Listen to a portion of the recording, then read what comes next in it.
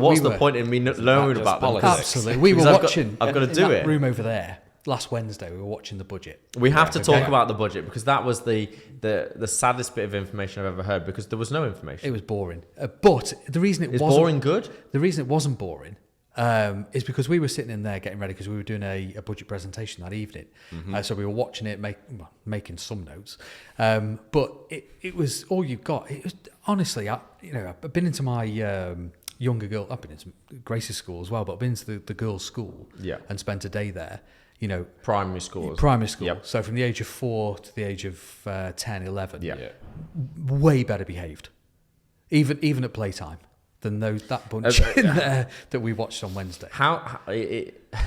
Let's talk about the budget before we talk about the people themselves that supposedly set institutions and laws, etc. But what from the budget, top 3 takeaways that is, I don't know, positive, negative, it doesn't matter because from all I saw it doesn't really change. There was nothing a huge deal. There was national insurance coming down is positive broadly. Did for you employees. see that they want to remove national insurance completely altogether? Yeah.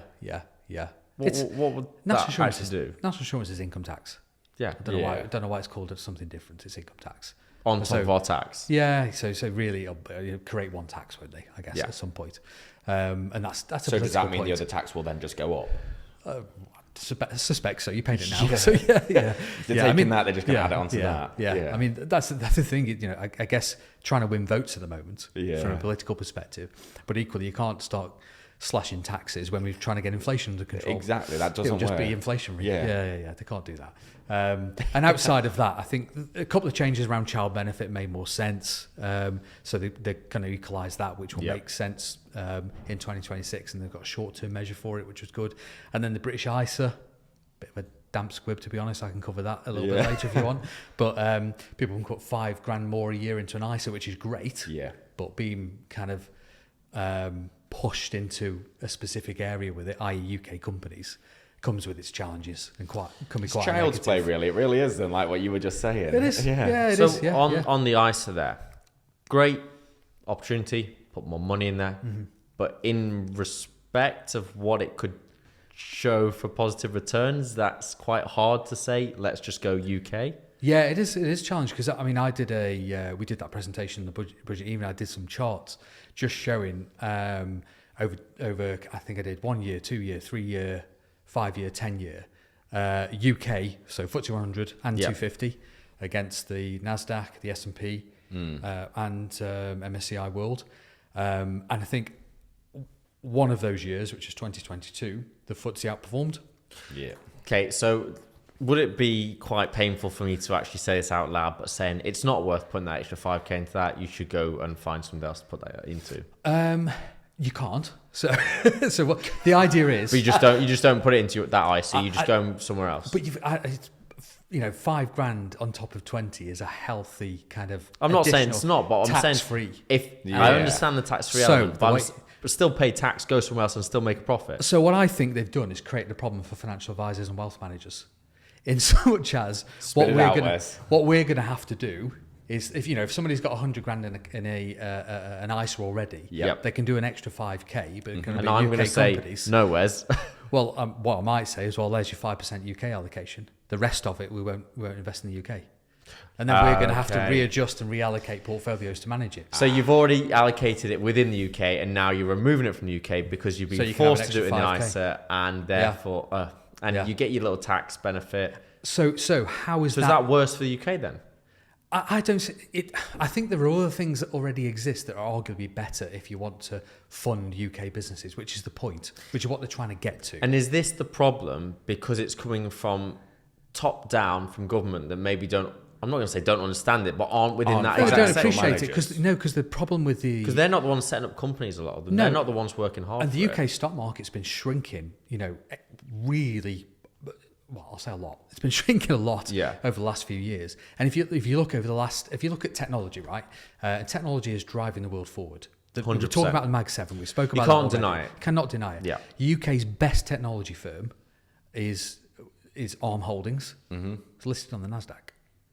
It's not listed on the FTSE. If it was listed on the FTSE would have had a great couple of years. So would you say, okay, rewinding, like let's say FINT is a finance.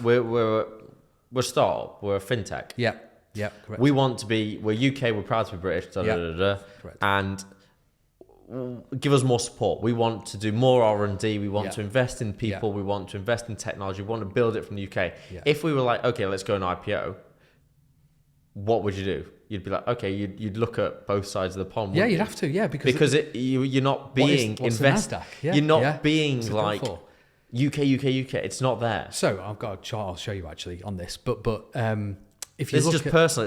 It's like what? Yeah, no, like it's annoying because it's like you've got so many great things that come from the UK. Well, what we do, and then they don't stay in the UK because they're not incentivized to stay. We have here. better tax incentives in things like VCTs, EISs, and SEISs already. So invest into small companies, even like Crowdcube and this. You see the EIS and SEIS. You know the risk is higher. Yeah. You accept the risk is higher for the tax benefits.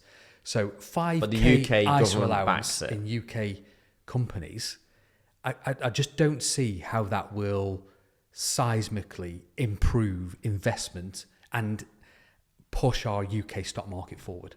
It does not. It's not enough. It's just too small. It's not enough. There is one element where they are going to be more prescriptive to pension schemes in terms of the amount they put into UK companies. Now that might have an impact. Because the holding of them pension companies is vast. Yeah. Whereas historically the reporting has been slightly different. They're going to be more intrusive in reporting, and actually they want reports in to say, right, how much of this is in the UK or not in the UK.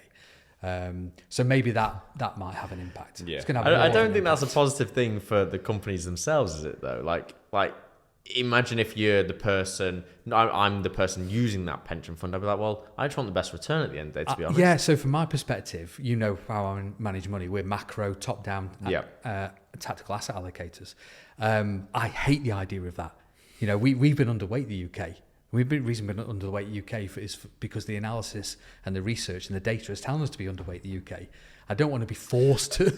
At a certain point, you've got to say to the government, like they're asking these questions, they're going above and beyond in what I feel legally they should be doing, and personally they shouldn't be doing it. Like, go away. Like, Like, at what point do you go? Because if you don't go away, business goes away and we leave the country. Invest in UK companies if you want UK companies to get better. Don't force it onto everyone else. This is a political side that I do like talking about, because it doesn't matter which party you're with. It's the same problem. Absolutely, and it relates to investing anyway. It's policy. It's policy hangover and policy creation.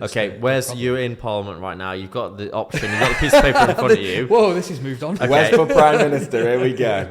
What would you do then that would incentivize businesses with the UK and grow the UK economy more? How would you best benefit through a bill or a opportunity? I'm going to soapbox now.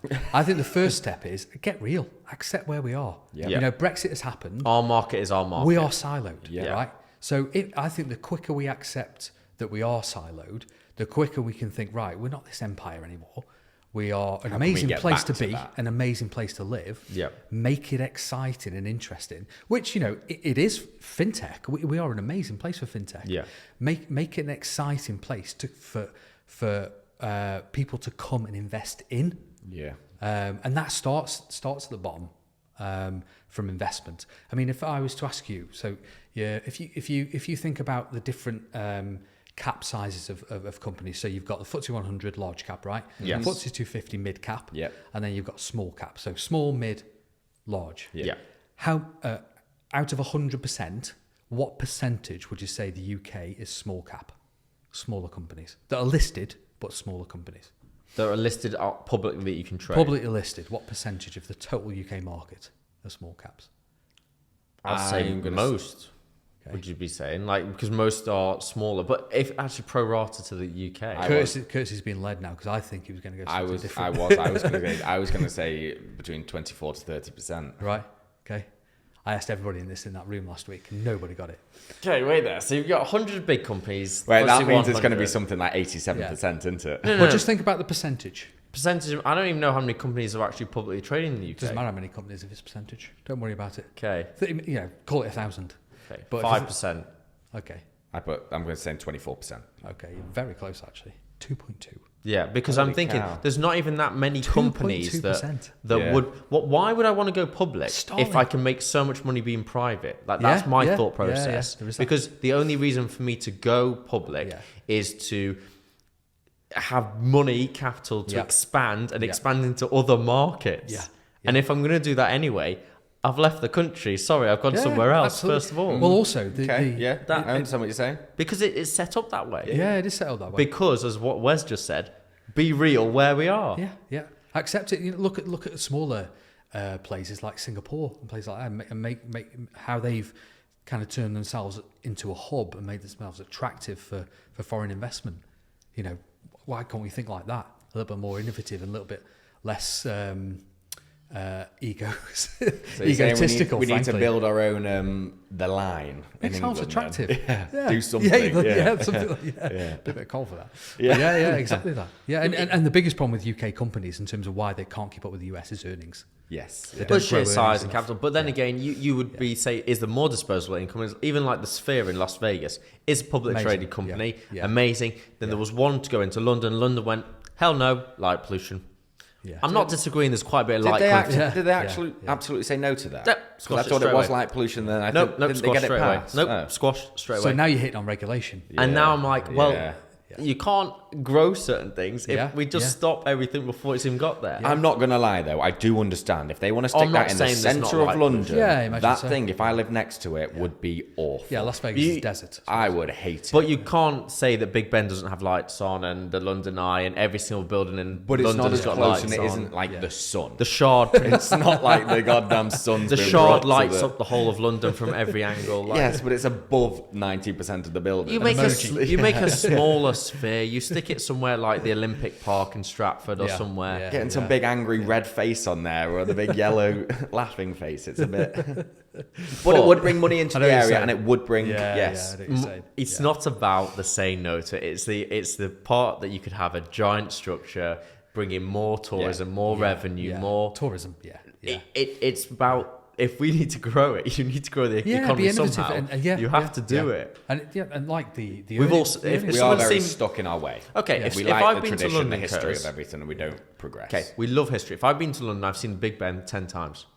I'm sorry, I've seen it. yeah, It's great Yes, and I love yeah, it and I love yeah. living there and I appreciate it every time I drive past. yeah, it's amazing. But I want to see some new things as well. Yeah.